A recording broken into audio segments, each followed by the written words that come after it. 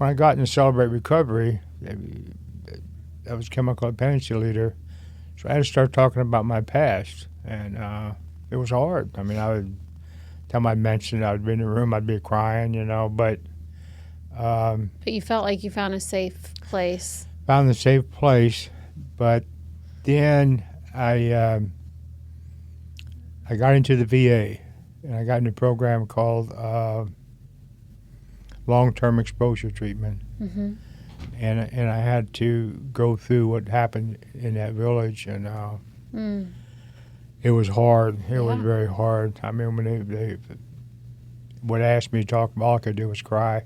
Mm-hmm. They after I completed the program, they told me that they only gave me a 50-50 chance that I was going to commit suicide. And after the first session, they said he'll never be back, because most people quit.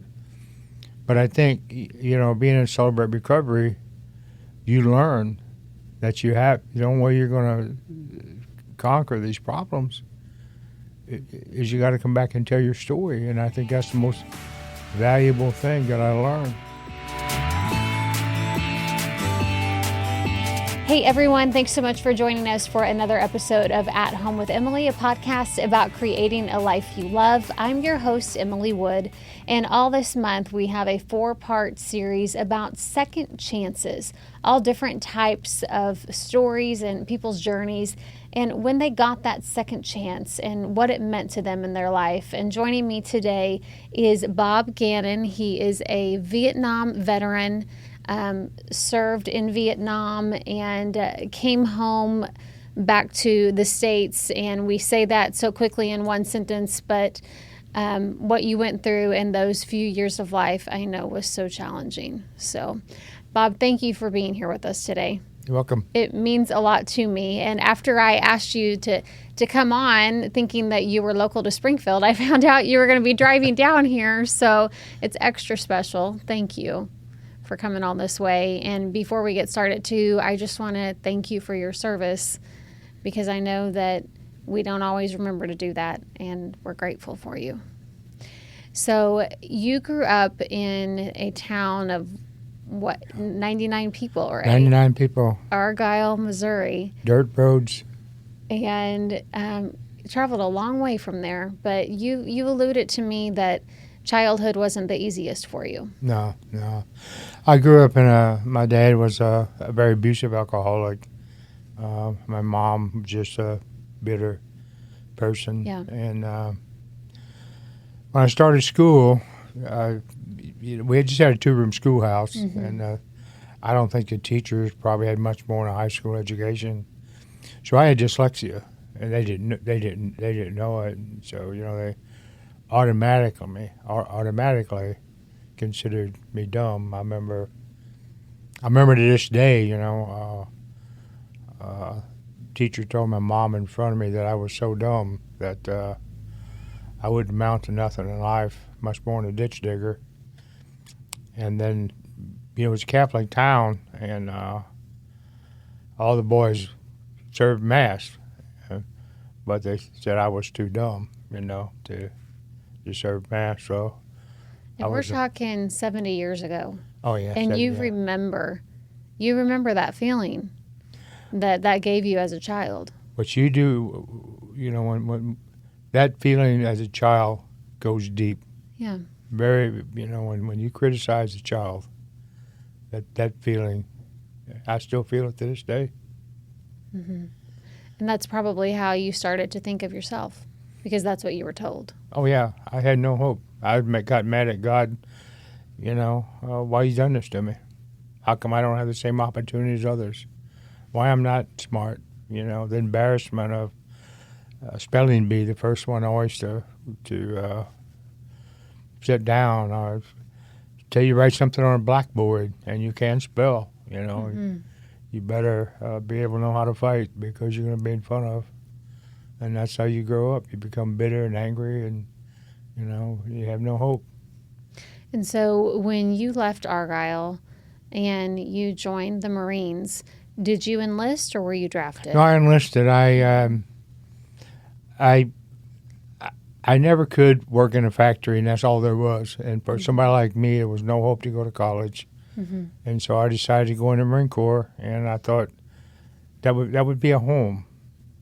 That would be a home, and I would have something to be proud of, in my life. I could serve my country, and that's why I plan to just build a career.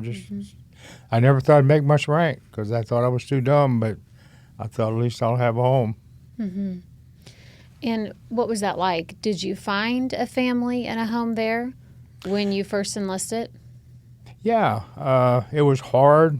So, the first accomplishment in my life was getting out of boot camp. It was hard, and then, you're a Marine, and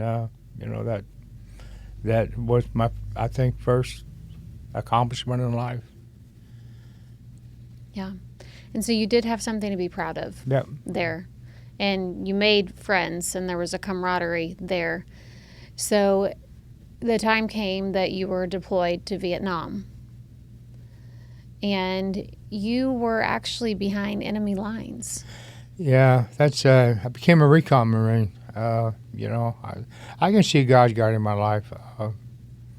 I had no intention of becoming a Recon Marine, but I was selected because I swam on a team in the Philippines, and I was a training NCO, so I knew all the answers on the test.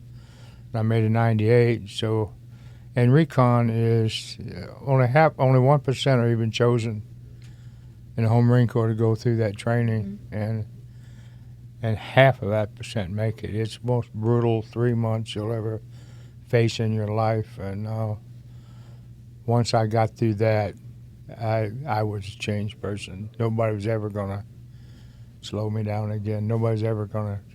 If I had a dream, I was going to accomplish it. So your perspective and your mental toughness, you feel like, came from that process. Oh, I think so. Yeah, as a child, we grew up, milking cows in the morning, sub-zero weather. So yeah, you was used to pain. You used to dealing with it. Mm-hmm. Mm-hmm. So yeah, you had done hard things, right? And in a way, the hardships of what you had been through in your childhood prepared you for that. I think so. I think you're exactly right, because I think when you've been so low in life and you're given an opportunity to be something, that you just are not going to quit. You just push harder and harder, because this is one chance in life that you got to, to stand out. Yeah. But then you find yourself in one of the most difficult combat situations imaginable. Yeah, I had 35 missions behind enemy lines, and one of the great tragedies that happened to me is a lot of our missions as a Recon Marine was a watch for enemy activity around local villages. Watch for enemy activity? Yeah. I see how much, they're there. And so we're watching this one village, and about 20 Viet Cong came out training in a rice paddy, and I decided to call artillery on them. And normally you found this fire spot around, and then correct off of that. But I knew if I fired the one round, they would run. So I decided to call fire for effect. I think we had 16 guns firing. The rounds fell short. They hit the village, and before we could get the artillery stopped, they fired another volley, and I'll never forget. I'm praying, for God's sake, don't let these rounds hit the village. And another 16 rounds hit the village, and all night long, there was fires and people crying and screaming, and we spent 2 days there because the Viet Cong were all around us. We couldn't get out, and we watched them the next day carrying the bodies to the cemetery, and that was a nightmare. That almost took me to suicide.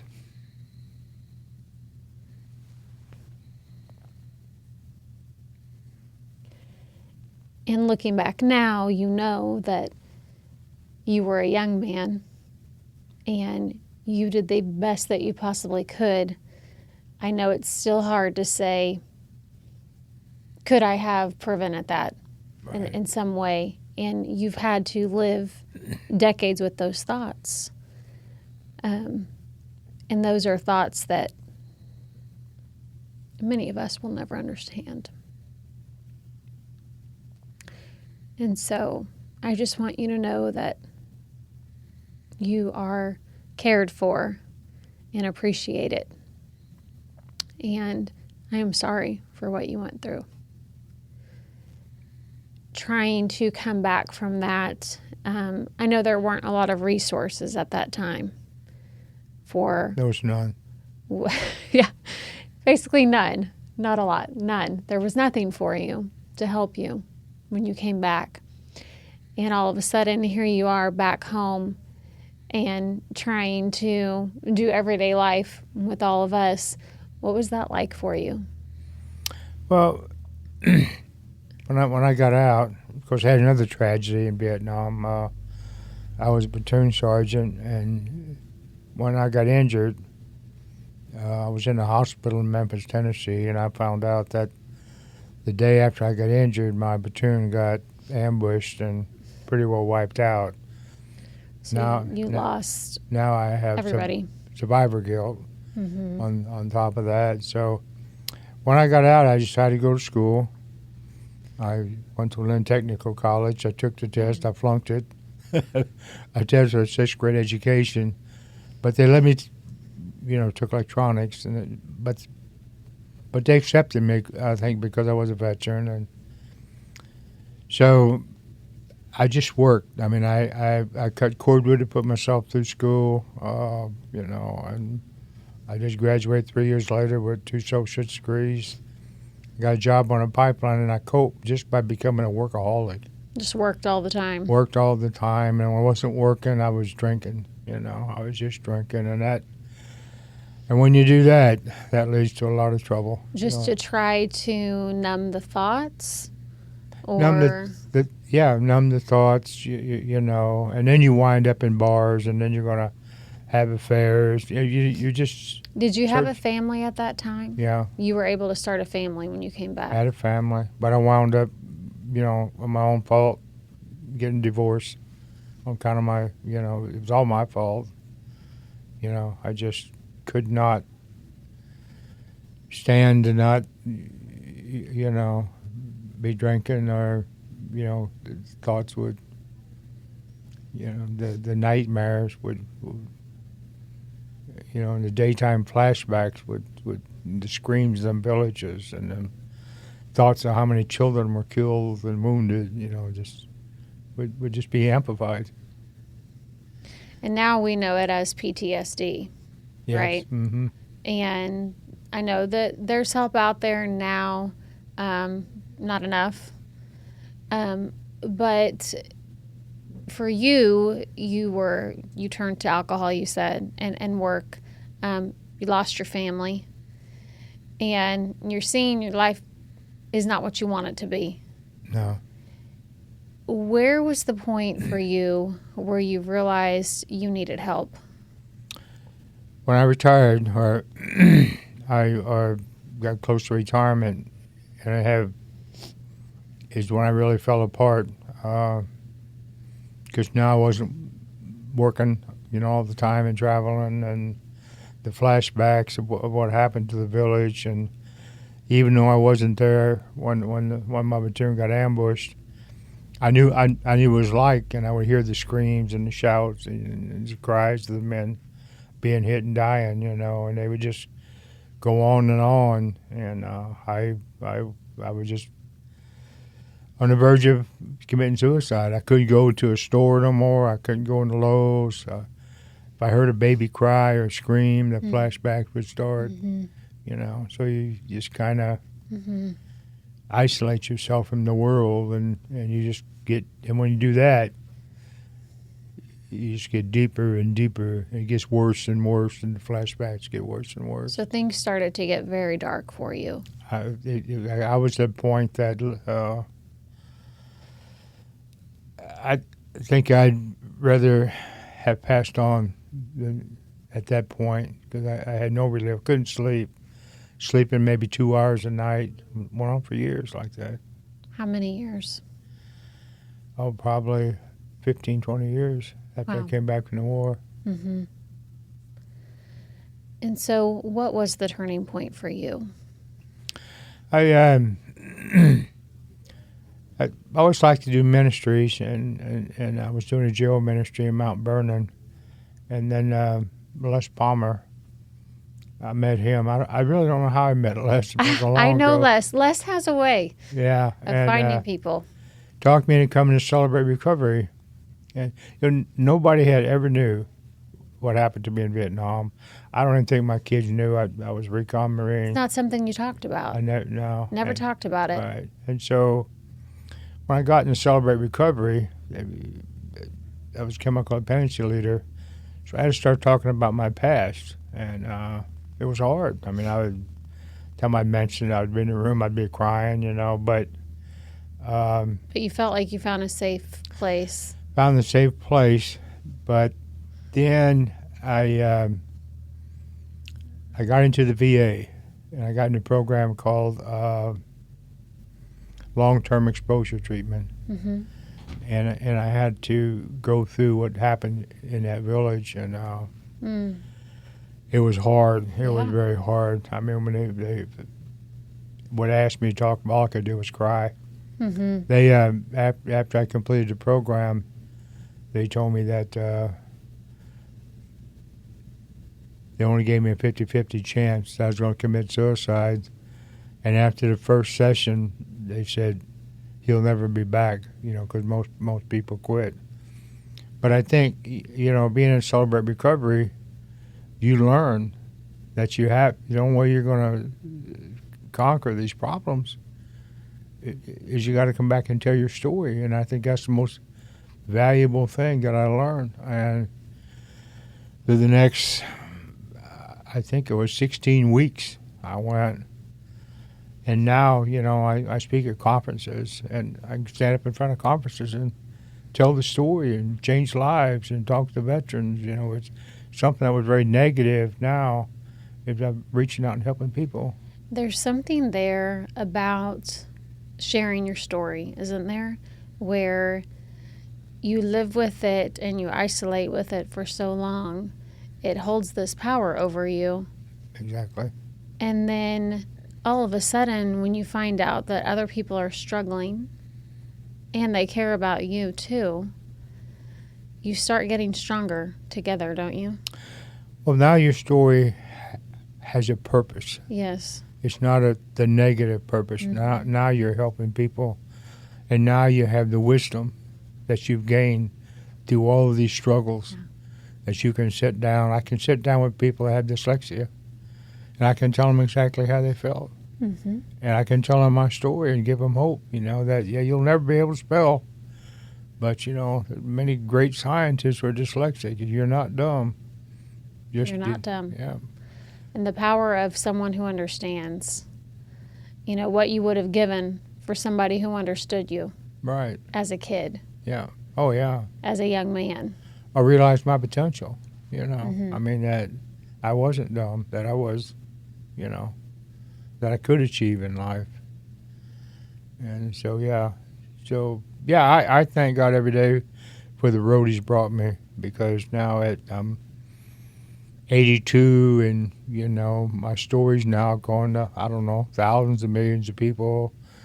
And so it's something that, was the worst thing that happened to me. It turned out to be something that has changed many lives, have brought many people, give people hope, throughout the world. By the way, the quote-unquote dumb kid who was going to be a ditch digger wrote an amazing book. 2 books now. This is one of them. Right. Never Give Up. And it's not a short book. It's not just pictures. And this is your story. What was it like for you to sit down and put this book together? It was hard. I found the lady that knew how to spell, Yeah. which I still can't. And so she helped me. But it was a lot of tears. Mm-hmm.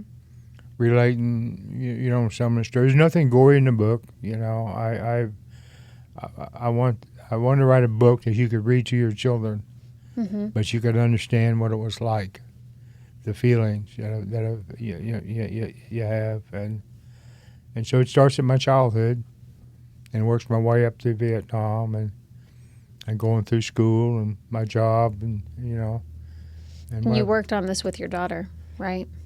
There was a lady called Linda Galbraith that I met that, and my daughter always has an input, Well, yeah. And I've gotten to speak with her a little bit over the last couple days, and I think your family's very proud of you. And well, I'm very proud of them. I mean, they endured these hard years with me. They wasn't easy years for them, my kids, when I was, going through them tough times. What's the feeling like for you now, knowing that your past doesn't hold any power over you and that God has given you a second chance? Oh, it feels good because I think they never understood the battle I was in, and to learn about the fight I had to pull myself out of that hole, and to see me, working homeless shelters, Celebrate Recovery. I've spent 20 years as chemical dependency leader because I just feel Celebrate Recovery was, where I really owe. I put my first feet on the ground, and I'm very proud of it. I know last time I spoke in May at the, being on TV, now my story. So they're part of it, And then the last time I spoke, at the Marion Conference in St. Louis, we had over 800 people, there at the story. So, yeah. So,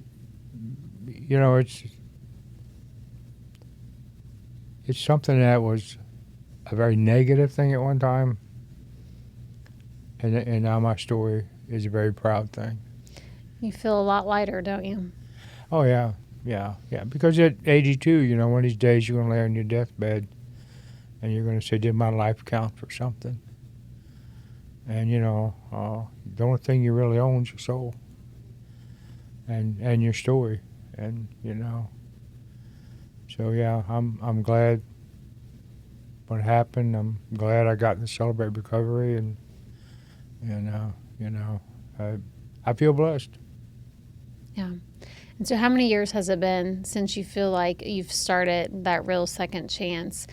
God brought you home for a purpose, right? And just discovering that was hard. But how long has it been now since you've been walking in this second chance? Probably about 22 years.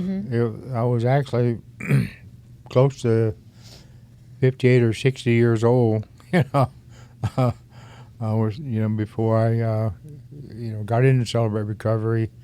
And that's why I really realized, when you live so long in a certain plateau, it becomes normal. Mm-hmm. And that's where I realized how bad a shape I was really in. Because now I saw that, I always knew it wasn't normal, but I wasn't sure of the depth. I was like calling my kids once a year, isolated myself from the world, from my family, from everybody. And so that helped me, Well, I'm sure grateful that you're here, and I'm grateful that you didn't give up. And as you've shared your story from childhood into the Marines and everything that you went through in that first, let's say, third of your life, I think that you probably drew on all of that to help you come out of the PTSD in a way that you could empower others. Right. Just like what you said, where they didn't give you much of a chance of coming back into that program at the VA, but you knew that you could keep going. Right. You had something deep in you that told you you could do it. Yeah. Well, I think, too, being a Recon Marine, You'd been through it all. Yeah, well, you don't quitting is something you don't do. Don't do. And so that was kind of built in my Mm-hmm. in my system. So yeah, I'm grateful, and I'm grateful for the life I've had. And you've reconnected with your family. Oh yeah, we're very close. Yeah, that was. Yeah, it's. Yeah, and that's a real positive thing. Is it? At my age, to have a fractured family, and my family is. They're down quite a bit. They're helpful. They come down, help me on the farm, and yeah, and our relationship is still growing.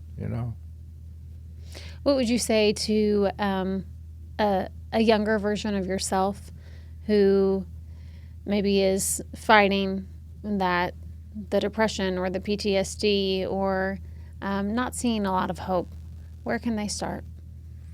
Well, I think like in my book, people that have dyslexia, I list a whole bunch of the scientists and movie stars, and most people with dyslexia are very sharp, very smart. They just can't spell, but we're out of the box thinkers. I excelled in life when I got a job. And you're tougher because you have to work harder than anybody else. I think people what I've read that people with dyslexia, are people that show up, are learning disabilities, and if you come from a dysfunctional home where you put down, that's tough. But I think you have to realize that that's also a blessing because if I hadn't gone through all that, what story would I have? And I think you have to look at it as God is developing your story, a story that you can help people, a story that you can change people's lives. Because if you don't know how they feel, if you haven't been in that hole, your advice probably is not very good. But if you can relate your story and your hope, there's no greater reward than that in life. It's to look back on your life and see the people that are doing good that you helped. Materialism or any material thing in life is not even close to worth any of that. And so I'm thankful for God to give me that life He gave me. I still feel bad about what happened in the war and my men, but I've learned to deal with it. I've learned to deal with it and use it as a testimony. Absolutely. And help veterans get through PTSD. You got to get into treatment. Mm-hmm. I always say, once you've been a warrior for your country, now be a warrior for your family. Mm-hmm. Don't do what I did. Put your family through that. There's so much treatment out there today to help you. Be a warrior for your family. Be a warrior for your family. Well, thank you for coming in today, and thank you for sharing with us, and for sharing your story again. And I hope that it encourages someone out there who needed to hear it. Well, thank you. Thank you, Bob. And thank you so much for joining us today for this episode of At Home with Emily, a podcast about creating a life you love. Hey, if you are watching us on YouTube, please be sure to like and subscribe so you don't miss when our next episode drops. We have a new one coming out every Wednesday. We're in the middle of a 4-part series about second chances. You don't want to miss these stories. They will no doubt inspire you. You can follow Around the Ozarks on Instagram, on X, as well as Facebook, and head to aroundtheozarks.com and sign up for our daily newsletter. We'll see you next time.